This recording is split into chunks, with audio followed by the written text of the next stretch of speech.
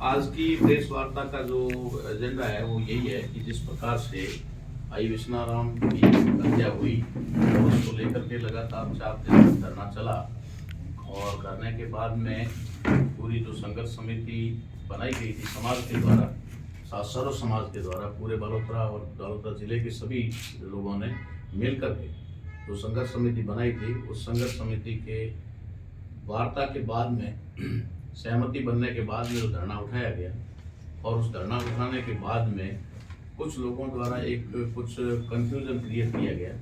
उस कंफ्यूजन को दूर करने के लिए आज हम लोग यहाँ पर प्रेस वार्ता कर रहे हैं। तो मैं आपको सबसे पहले तो ये बताना चाहता हूँ कि जो संघर्ष समिति बनाई थी, वो संघर्ष समिति पूरे समाज के लोगों ने, सर्व समाज के लोगों ने मिलकर के बनाई। दूसरा पॉइंट ये है कि जो संघर्ष समिति बनी थी उसमें भी लगभग सर्व समाज के लोग, यानी लगभग सभी जातियों के लोग उसमें इन्वॉल्व थे। उसके बाद में जो संघर्ष समिति और समाज के लोगों को जो भी हुआ, संघर्ष समिति ने भी जो कुछ भी किया वो जाजम पर, वहाँ धरना स्थल पर बैठे हुए लोगों से सहमति करके ही किया। जैसे सुबह की वार्ता की और वार्ता में हमारा प्रतिनिधिमंडल बात करने के लिए गया प्रशासन से, वो भी सेलेक्ट करके जिन लोगों को, वो भी धरना स्थल के ऊपर लोगों को बता करके कि ये लोग जो है पहली वार्ता में, फर्स्ट राउंड की वार्ता में जाएंगे, सेकेंड राउंड में कौन कौन जाएंगे, ये भी पूरे धरना स्थल पर बैठे हुए सर्व समाज के लोगों को बताया गया। उसके बाद में जब 3 बजे का टाइम दिया गया और 3 बजे जब सेकेंड राउंड की मीटिंग में जो शिष्टमंडल वहां पर गया, वो ये सारी बात धरना स्थल पर उपस्थित लोगों से कह करके गए कि भाई हम जा रहे हैं और अगर किसी भी प्रकार की कोई सहमति बनती है तो क्या संघर्ष समिति के सदस्यों या जो भी है उनकी बात को स्वीकार किया जाएगा या फिर नहीं। तो उसके बाद में लोगों ने कहा कि जो संघर्ष समिति बनाई है तो इसके लिए बनाई है, तो वहां जाकर के आप जो फाइनल करोगे वो डिसीजन समाज का डिसीजन है, वो समाज का डिसीजन है, वो समाज कैसे अस्वीकार कर सकता है। ये करने के बाद में हम लोग गए। वहां जाने के बाद में जिस तरीके से बात चली पैकेज की या आर्थिक की, जिसको लेकर के बाउंडर खड़ा किया जा रहा है, देखो दुनिया में कहीं पर भी हो, कहीं न कहीं किसी न किसी बात के ऊपर सहमति बननी पड़ती है। उसके कई सारे कारण भी होते हैं। हम लोगों ने ये सोचा कि वहां पर किसी भी प्रकार की कोई हवाई घोषणा हो, 1 करोड़ की हो जाए, 50 लाख की हो जाए, ऐसी कोई घोषणा हो और बाद में चूंकि पहले की घोषणाओं की तरह वो वास्तव में हवा में उड़ जाए, जिसमें बहुत सारे उदाहरण आप लोगों के सामने हैं कि वहां घोषणाएं हुई लेकिन वो 1 पैसा भी वो पीड़ित परिवारों को नहीं मिला। तो हमने कमिश्नर मैडम के साथ में, आईजी साहब के, कलेक्टर साहब के, एसपी साहब की मौजूदगी में जो मीटिंग सहमत हुई, उसके अंदर हमने एक चीज का तथ्य मांगा कि ये पैसा जो आप घोषणा कर रहे हो कैसे मिलेगा, क्योंकि कल को घोषणा करने के बाद पैसा ना मिले तो हम किसके पास जाए, ऐसी बहुत पहले हुआ। तो इसको लेकर के ये सारी चीजें हुई कि भाई ये 8.25 लाख रुपए जो है वो एट्रोसिटी एक्ट के तहत जो मिलता है वो मिलेगा, और ये जो भी 2 किस्त में है तो एक मुश्त जैसा ही। दूसरा जो है कि उसको लेकर के जो इनके और भी एक स्कीम है राहत कोष की, उसमें से 1.5 लाख रुपए मिलेंगे, वो भी एक मुश्त ही मिलेंगे। तीसरी बात है कि नौकरी की मांग हमारी थी, तो संविदा के ऊपर नौकरी की प्रशासन ने बात कही हमसे, संविदा पर एक को नौकरी दी जाएगी। हमने उनसे कहा कि संविदा पे नौकरी दी जाएगी, इससे हम सहमत हैं, लेकिन संविदा वाली नौकरी संविदा ही नहीं रहनी चाहिए। एक टाइम जो भी 1.5 महीने का या महीने का होता है, उसके बाद या साल 1.5 साल का टाइम होता है, उसके बाद में उसे परमानेंट करना पड़ेगा। ऐसा नहीं कि बाद में आप कई शर्तें निकाल दो, ये कर दो, वो कर दो, कि ये नहीं हो सकते परमानेंट, ऐसा नहीं होना चाहिए। तो वहां पर सरकार के मौजूद जो विधायक गण थे उनके सामने कहा, तो उनसे भी हमने कहा देखो भाई कल आप मुकर ना जाओ, आपकी सरकार है और जिसको भी नौकरी दो उसको आपको आखिर में परमानेंट करना पड़ेगा। ठीक है, हम जानते हैं कि डायरेक्ट परमानेंट नहीं ले सकते आप, क्योंकि अपना भर्तियों का रूल होता है, तो पहले संविदा पे लेना पड़ता है, तो वो भी हमने पक्का किया। उसके बाद में हमारी मांग हमने रखी कि भाई जो अपराधी है उस अपराधी की जितनी भी संपत्ति है, क्योंकि वहां पर जो बातें उठ रही थी उसको लेकर के, तो अवैध है या वैध है, जिसकी जांच करवाई जाए, तो उसमें भी प्रशासन ने लिखित में हमें दिया कि जितनी भी संपत्ति है उसकी, अवैध चाहे वैध जो भी है, उसको चिन्हित करके उसके ऊपर उचित कार्रवाई की जाएगी। हम इसके ऊपर भी सहमत हुए। उसके साथ साथ उन्होंने कहा कि रोजगार के लिए एक और जो मामला है वो है, उन्होंने दूध डेयरी जो अभी दूध के बूथ शायद मिल्क बूथ दिए जा रहे हैं, उनमें से एक मिल्क बूथ उनको बालोतरा में दिया जाएगा, जिससे भी वो 4-5 हजार रुपए का 7 हजार का महीने का कमा सकते हैं। तो संविदा का हो गया, ये हो गया। बात आई इसके अलावा, तो उन्होंने कहा कि भाई अगर ये घोषणा कोई करे तो वो तो सरकार के प्रतिनिधि कर सकते हैं, प्रशासन तो वही करेगा जो ऑन रिकॉर्ड प्रशासन दे सकता है, हवाबाजी तो करेंगे नहीं, वो तो जो स्कीमों के अंदर आएगा वो करेंगे। तो उन्होंने जो हमें बताया कि भाई एक हमारी अभी नई स्कीम आई है और उसके अंदर, चूंकि उसमें कारण भी बताया गया, मैं नहीं बताया, उन्होंने भी बताया कारण कि भाई पहले हम एक मुश्त जब पैसा देते हैं तो किसी को भी 10 लाख 20 लाख 50 लाख दे दिया तो उस पैसे का मिसयूज हो जाता है, या फिर उनके परिवार में पैसे को लेकर के झगड़े शुरू हो जाते हैं। और बच्चे भी अगर उनके मान लो किसी के 8-10-20 साल के बच्चे हैं तो पैसे के लिए जिद करके मोटरसाइकिल लो, गाड़ी लो, ये करके पैसे का मिसयूज हो जाता है और बाद में वो परिवार वापस उसी स्थिति में आ जाता है। इसलिए सरकार ने ये डिसीजन लिया है कि जो भी राहत देनी है वो किस्तों में देनी है, ताकि उनके परिवार को रिक्वायरमेंट, उनकी आवश्यकता के अनुसार उनको मिलता जाए। तो इसको लेकर के उन्होंने बताया कि भाई इस प्रकार की पेंशन है, जो कोई विधवा पेंशन नहीं, विधवा पेंशन 60 साल के बाद शुरू होती है, ठीक है ना। विधवा पेंशन के बारे में, सॉरी, विधवा पेंशन की तो बात अलग है ना, जो ओल्ड पेंशन है वो 60 के बाद होती है, और विधवा पेंशन वो अलग मैटर है, 1100 रुपए का जो भी है। लेकिन ये स्पेशल पेंशन जो है वो उनके पालन पोषण के लिए है, आजीवन के लिए। उसके अंदर ये स्कीम है कि जो भी जिसके नाम से भी परिवार तय करेगा, चाहे वो पत्नी के नाम से करे, तो पत्नी जब तक वो जिएगी तब तक वो 60 साल जिए, 60 साल, 70 साल जिए तो 70 साल। तो ये एक अनुमान उस समय लगाया गया कि भाई 20 साल की आज उसकी उम्र है, और क्यों कम आके, हम तो 70 साल तो मान के चलते हैं। तो ऐसे करके 50 साल का उसका आइडिया लगा करके कहा गया कि ये 50 लाख रुपए उसके मंथली, 1 साल के लाख होते हैं तो 50 लाख हो गए, ठीक है, ऐसा माना गया। उसमें एक बात ये भी आई कि भाई अगर आप नवजात बच्चा जो पैदा होगा उसके नाम से भी अगर आप करवाना चाहे तो उसके नाम से भी हो जाएगी, और जो अब अभी नाबालिग है या ना समझ है तो उसकी वली जैसे होता है, दादा दादी को बनाओ, चाहे उसकी माँ को बनाओ, किसी को भी वली बना दो। तो ये भी बात वहां पर तय की गई। तो उसमें परिवार के ऊपर छोड़ा गया कि भाई परिवार जिसका भी नाम देगा उसके नाम से पेंशन होगी माँ और बेटी। आज बेटी हुई, हमें खुशी है कि भाई कम से कम आज मैं ये मानता हूँ कृष्णा राम का पुनर्जन्म है, ठीक है। तो वो बच्ची जो है उसके नाम से होगी तो वो लॉन्ग टर्म चलेगी, और रिक्वायरमेंट भी आज की तारीख में उसको है, सबसे ज्यादा रिक्वायरमेंट उसको है। शायद उसको रहेगी तो माँ भी अपनी बेटी के साथ साथ में रहेगी। तमाम चीजें जो है सोच समझ करके सारा डिसीजन लिया गया। इस आधार पर ये पैकेज जो बना उसको हमने निम्न लेवल पे 50, हालांकि ये अभी 1 लाख रुपए 95,000 के आसपास सालाना बनता है, लेकिन ये जो ये बढ़ता जाएगा तो 1.25 लाख तक भी जाएगा, ये 1.5 लाख तक भी जाएगा, मंथली 2 लाख तक भी जा सकता है।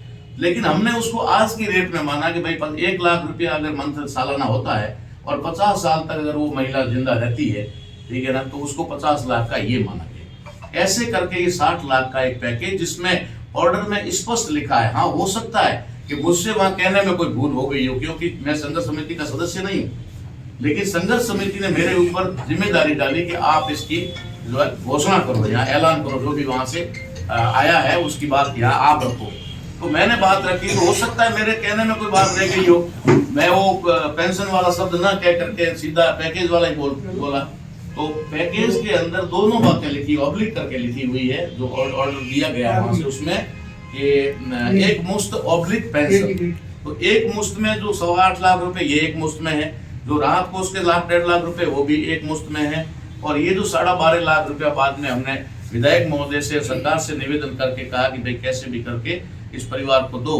तो उन्होंने 10 लाख फिर 12.5 लाख तक ला करके बात रखी। तो वो 12.5 लाख भी उनको एक मुश्त ही मिलना है। तो आधा लगभग पैसा उनको एक मुश्त में मिलेगा, 20-25 लाख रुपए, और बाकी वाला जो है वो उसमें मिलेगा। तो इसका जो क्रिएट किया गया कुछ लोगों के द्वारा, और वो साफ बात है, मैं आपको स्पष्ट बताना चाहता हूँ कि यहाँ पर किसी भी संघर्ष समिति के सदस्य के मन में ऐसी कोई भावना नहीं थी, ना ही किसी के अंदर कोई मिलावटी का मामला था, और क्यों होगा, होने का कोई मतलब ही नहीं होता है। फिर भी अगर किसी लोगों को डाउट है तो क्या हुआ है मैटर, वो मैं आपको बताना चाहता हूँ। कुछ ऐसे लोग थे जो समाज के अंदर जो चल रहा है, उसमें समाज में 3 कैटेगरी बन रही है। एक कैटेगरी हम उसको मानते हैं जो संघर्ष समिति के मेंबर थे, सदस्य थे, जो सारी चीज के लिए जिम्मेदार भी थे, सारी चीजों से अवगत भी थे, जानकार भी थे, वो लोग थे, और जो वहां पर कलेक्टर के ऑफिस में बात हुई उससे भी वो वाकिफ थे। दूसरा दल वो था जो इस संघर्ष समिति की बातों से सहमत नहीं था या एक विरोधाभास में खड़ा था। और तीसरा समाज का ग्रुप था, वो था जो दोनों से ही अनभिज्ञ थे, दोनों से अनभिज्ञ। तो बड़े पैमाने पे वो लोग हैं जो अनभिज्ञ है। 21-22 लोग या 25 लोग मान सकते हैं कि वो लोग सदस्य थे संघर्ष समिति के, वो सारी घटनाक्रम को उसके से वाकिफ हैं। और कुछ लोग जो संघर्ष समिति के अगेंस्ट थे, विरोध में थे, वो ऑटोमेटिक ये करना चाहते थे, इसलिए उनको ये पता। बाकी का समाज जो है गुमराह किया जा रहा है। रही बात उसके बाद में इसकी गिरफ्तारी की, तो गिरफ्तारी पे स्पष्ट बात वहां पर हुई कि भाई वो आप सब जानते हैं, भली भांति पूरा बालोतरा जानता है कि ये जो है अपराधी जो है वो थोड़ा शातिर है, ठीक है ना।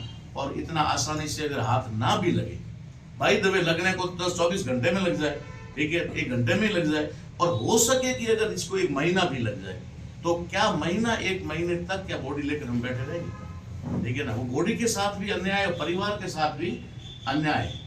दूसरी बात यह है कि अगर मान लीजिए हम बैठे भी रहते हैं 2-4 दिन और भी बढ़ा देते हैं धरने को, उसके बावजूद भी अगर वो पुलिस के पकड़ में नहीं आया, तो हम क्या करें? क्या वो प्रयास नहीं कर रहे? प्रयास, आश्वासन हमें पूरा मिला, टीमों का मिला, आईजी साहब ने पूरी तरह से हमें आश्वस्त किया कि किसी भी कीमत पर, चूंकि वो नामजद है, किसी कीमत पर बचेगा नहीं, समय लग सकता है लेकिन बचेगा नहीं। तो ये बात थी कि 4 दिन से हम लोग बॉडी को पोस्टमार्टम भी नहीं हुआ था। मेन चीज पोस्टमार्टम समय पर न होने की वजह से एक चीज, क्योंकि हम धरना स्थल पे थे, धरनार्थी थे, तो हमें पता है कि भाई हमारे पास फिलहाल यही जोर है, तो इस जोर को लेकर के हमने कहा कि पोस्टमार्टम नहीं होने देंगे। लेकिन अंतरात्मा तो हमारी भी कह रही थी कि हम गलत कर रहे हैं, क्योंकि पोस्टमार्टम को जितनी देरी होगी उतने उसके जितने भी अंदर के सबूत है, तथ्य हैं या सिम्टम्स है, तो सारे के सारे लॉस्ट हो जाते हैं, खत्म हो जाते हैं। तो बाद में देखो, कोर्ट के अंदर अच्छी तरह से लोग जानते हैं कि कोर्ट में 3 चीजें होती है, गवाह होता है, सबूत होते हैं और पोस्टमार्टम रिपोर्ट होती है। उनमें सबसे मजबूत चीज कोई होती है तो पोस्टमार्टम। गवाह जो है मतलब हॉस्टल हो सकते हैं, सबूत खत्म किए जा सकते हैं, लेकिन पोस्टमार्टम की रिपोर्ट महत्वपूर्ण होती है। और उसको बचाने के लिए हमने ये डिसीजन लिया कि कहीं ऐसा ना हो कि हम अपनी होशियारी करें या ज़्यादा कुछ जिद करें जिसकी वजह से पीड़ित को भी न्याय ना मिले और उसके परिवार को भी न्याय ना मिले, और कहीं न कहीं किसी न किसी लूज पॉइंट की वजह से फिर से वो शातिर अपराधी बच जाए और फिर किसी को नुकसान पहुंचाए। इन तमाम चीज़ों का मद्देनजर रखते हुए, ध्यान में रखते हुए ये डिसीजन लिया गया। कुछ लोग इसको गलत कह रहे हैं, तो हम उसको, हमारा कोई ऑब्जेक्शन नहीं है, कह सकते हैं, उनका अधिकार है कहने का। हो सकता है उनके समझ में ना आया हो, या फिर कहते हैं ना कि जानबूझ के कर रहे हैं, तो उनकी मर्जी भले करें। लेकिन आम समाज के लिए हमारा ये संदेश है कि हम हमेशा आपके बीच में हैं, और ये संपूर्ण जो निर्णय था वो संघर्ष समिति के लोगों का था, किसी एक व्यक्ति का नहीं था। ठीक है, एकाध व्यक्ति संघर्ष समिति का कोई असंतुष्ट भी हो सकता है, लेकिन बहुतायत में लोगों की सहमति बनने के बाद में ही ये डिसीजन हुआ है। इसलिए जो भी अफवाहें चल रही है, जिसके द्वारा भी चलाई जा रही है, मैं समाज से अनुरोध करता हूँ कि उन चीज़ों के ऊपर आप इस बात का कोई ध्यान न दें। हम आपके सामने हैं, हम आपके बीच में हैं, हमेशा आपके बीच में। हम कोई यहाँ से भागकर जाने वाले नहीं हैं और घर में छुप कर बैठने वाले भी नहीं। हम 24 घंटे समाज के बीच में खड़े रहने वाले हैं। अगर कभी भी इस प्रकार का कोई भी सबूत आपको मिल जाए कि हमने कोई मिली भगत से या किसी दबाव में या किसी भी तरीके से ये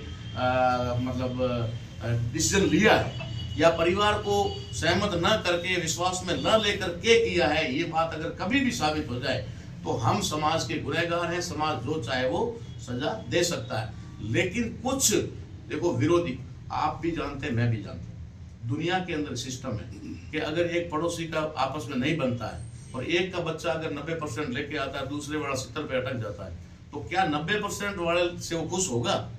वो कभी नहीं हो सकता, क्योंकि उसको मालूम है कि ये क्यों लाया 90%। तो लाया उसने, भी योग्यता, तेरा फर्ज है कि उसकी शाबाशी दे, लेकिन वो शाबाशी किसी भी कीमत पर नहीं दे सकता। तो जो विरोधी है वो कभी भी वाहवाही नहीं करेगा, चाहे आप कितना ही अच्छा काम कर लो।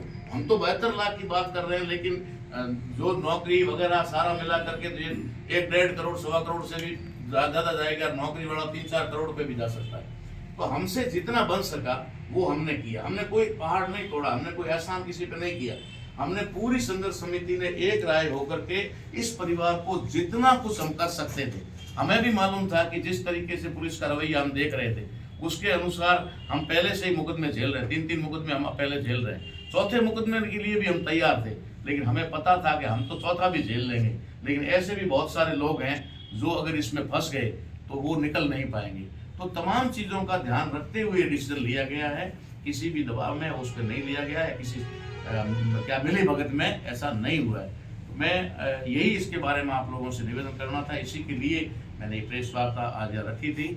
इसमें जिस प्रकार का भी किसी को भी कोई सवाल है वो मुझसे डायरेक्ट भी कर सकते हैं। अगर किसी को समझ में नहीं आई है, अगर किसी को ना समझ में आई है तो प्रशासन के अधिकारियों से भी डायरेक्ट उनका शिष्टमंडल भी अलग से जाकर के कलेक्टर साहब से मिल सकता है कि ये पैकेज जो है किस प्रकार से है। ठीक है, वहाँ कहने में ये हुआ कि भाई ऑल ओवर हमने जोड़ करके उसको 60 लाख रुपया बोला, ठीक है, ये मेरे कहने में हो सकता है चूक रही हो कि भाई मैं पेंशन वाला नहीं बोला, तो वो मेरी गलती है, इसमें संघर्ष समिति कोई गलती नहीं है। संघर्ष समिति का जो डिसीजन है वो कोई गलत नहीं है, मुझे तो वहाँ खड़े होकर के कहने के लिए कहा। जिस तरीके से कल पूर्व विधायक मदन प्रताप